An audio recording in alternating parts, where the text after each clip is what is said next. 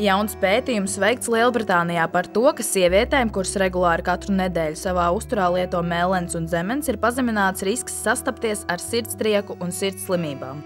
Šo ogu saturā ir vielas, kas uzlabo asinsritu un sirds ritmu.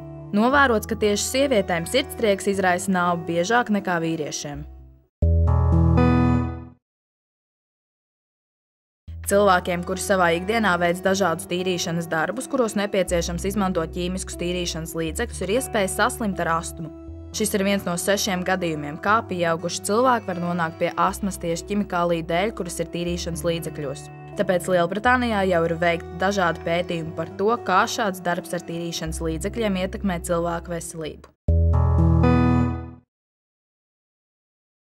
Latvijas Universitātes medicīnas fakultāte un Latvijas Universitātes fonds 2012. un 2013. akadēmiskajā gadā izveidojas izcilības stipendiju topošajiem ārstiem. Stipendija iedibināta pateicoties mecenātes Dzintras Uibo ziedojumam. Stipendijas apmērs ir 3000 eiro. Stipendija tiks piešķirta ārstniecības programmas studentam, kas ir pirmajā kursā un uzrādīs visizcilākās sekmes.